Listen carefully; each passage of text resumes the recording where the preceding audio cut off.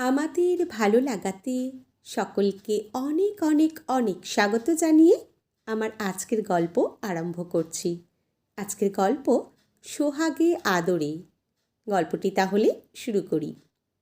এই সোহাগ, আমার আজ না বড্ড দেরি হয়ে গেছে, তুমি প্লিজ খাবারটা একটু নিয়ে খেয়ে নেবে? আমি না হলে 9:32 মিস করব। ঠিক আছে মহারানী, জো হুকুম।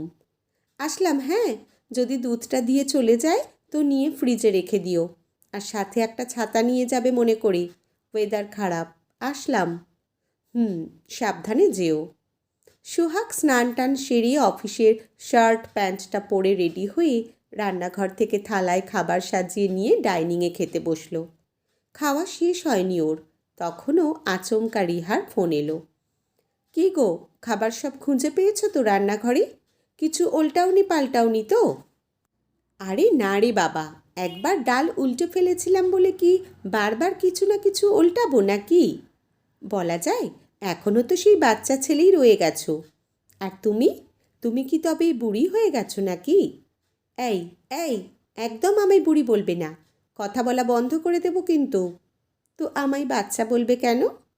বাচ্চাকে বাচ্চা বলবো না তো কি? এখনও খেয়ে হাত ধুতে পারে না ভালো করে, জামার বোতামের ওপর নিচ লাগিয়ে ফেলে। ব্যাস হয়েছে, এবার থামুন আপনি। ইচ্ছাকৃত ঝগড়া করবার নেক্সট এপিসোডটা আবার বাড়ি ফিরে হবে কেমন? আশেপাশে লোকজন আছে তো, পাকলি ভাববে তোমায়। হুট, বয়েই গেছে। আমি আমার বরের সাথে ঝগড়া করছি, কার তাতে কি এলো গেল, আমার কি? আরে ধরো, ওই লোকটাই তোমার কাউন্টারে টিকিট আনতে এলো আর তোমায় চিনতে পারলো, তখন? চিনবে চিনবে, যাক, হয়ে গেছে খাওয়া? আজ বেগুন ভাজাটা কিন্তু হেব্বি হয়েছিল। ঢপ মারো না তো আর। তার মানে তুমি বেগুন ভাজাটা খাওনি? নুনটা কম হয়েছে আমি খেয়ে দেখলুম। বুঝে গেছো ঠিক, হ্যাঁ? তোমায় আবার বুঝবো না? 4টে বছর বিয়ে, আবার তার আগে আরও 2টো বছর, হাড়ে হাড়ে চিনে গেছি। শোনো না, একটা কথা বলবো? বলে ফেলো। I love you. জানতাম এইটাই বলবে। মুখের মন্ত্র তো একেবারেই, না বললে পেটের ভাত হজম হবে নাকি? আচ্ছা, ওই গোস্বামীদের ছেলেটাই তোমার বর হলে ভালো হতো, দেখতাম কোথায় এত ভালোবাসা পেতে।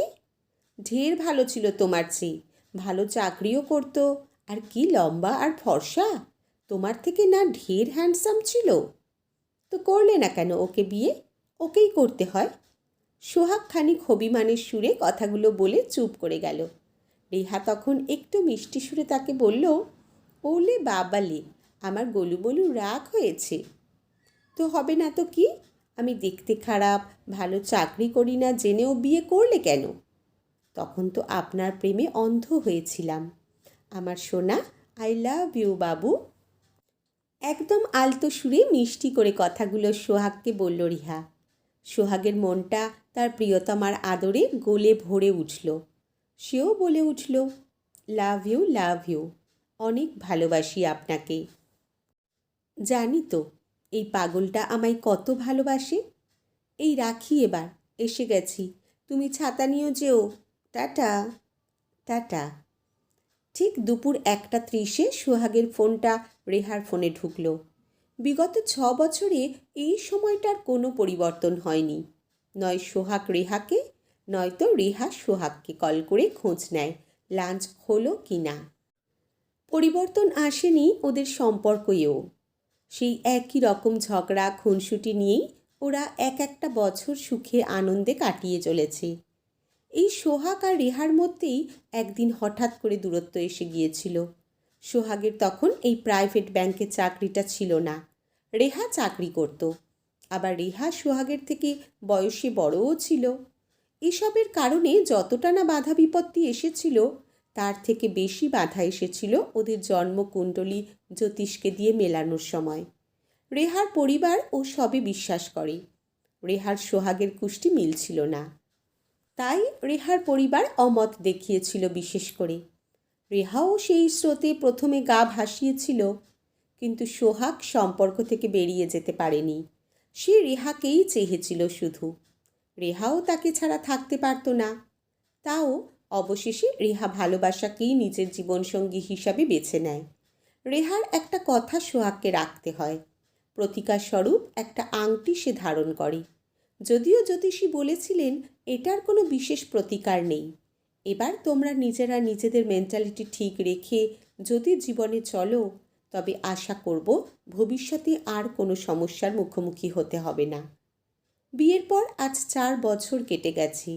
এই 4টে বছরে রেহা আর সোহাগের মধ্যে কখনো কখনো সত্যিকার মন কষাকষি হয়েছে। রেহা অনেকবার ওর বাপের বাড়ি চলে গেছে, কিন্তু রেহার বাবা মা কী জন্য রেহা রেগেমেগে বাপের বাড়ি এসেছে জানবার আগে সোহাগ তাকে বাড়ি ফিরিয়ে এনেছে। আবার সোহাগও কয়েকবার রেহার ওপর রাগ দেখিয়ে হয়তো দূরত্ব রাখবার চেষ্টা করেছে, কিন্তু রেহা তাকে সোহাগে আর আদরে ঠিক মানিয়ে নিয়েছে। আসলে ওরা এটা বিশ্বাস রাখে যত যাই হয়ে যাক, সব কিছুটার পরেও আমরা একে অপরের। এখন বিকেল 6টা। রেহা আগেই বাড়ি ফিরে এতক্ষণ ঘুমিয়েও পড়েছে। সোহাগ এই বাড়ি ঢুকছে, দেখুন কি হয়। রেহাকে বিছানায় একদিকে শুয়ে থাকতে দেখেই সোহাগ ওর শাড়ির আঁচলটাকে সরু করে পাকিয়ে তা দিয়ে ওর নাকে সুড়সুড়ি দিয়ে দিয়ে ওর কাঁচা ঘুম ভাঙিয়ে দিতেই রেহা সোহাগের গেঞ্জিটা টেনে ধরে পিঠে দুম দাম করে কয়েকবার মেরে বাচ্চা মেয়েদের মতো কাঁদতে শুরু করলে পর সোহাগ রেহার শরীরে চিমটি কেটে দিলে রেহাও ছাড়বার পাত্রী নয়। ওর ঘুম ভাঙিয়ে দিলে ও পাগল হয়ে যায়। ঘুম চোখেই ও সোহাগের দিকে এবার মাথার বালিশ, পা বালিশ ইত্যাদি ছুঁড়ে দিতে লাগলো। সোহাগ আর ওর দুজনের বিছানার ওপর শুরু হলো যুদ্ধ। যুদ্ধ থামল চুম্বনে। চুম্বন শেষ হলে রেহা সদ্য ঘুম ভেঙে যাওয়া চোখে সোহাগের দিকে তাকিয়ে আবেগ ভরা চোখে বলল, আমায় এত জ্বালাও কেন? একটু ঘুমোতেও দেবে না তুমি? যখন প্রথম জিজ্ঞেস করেছিলাম তুমি কি চাও, স্বপ্ন নাকি বাস্তবতা, তুমি বলেছিলে স্বপ্ন। আর যদি বাস্তবতা চাইতাম, তবে এই জায়গায় অন্য কেউ থাকতো, তাই না? অন্য কাউকে তো চাই তোমার, আমি বুঝি, সব বুঝি। আবার খুনসুটি শুরু হলো ওদের। আর এটা যতদিন আছে এই সম্পর্কগুলোও ততদিন জীবিত। আজকের গল্প এখানেই সমাপ্ত। কলমে শুভঙ্কর সাউ, পাঠে জয়তী। ধন্যবাদ।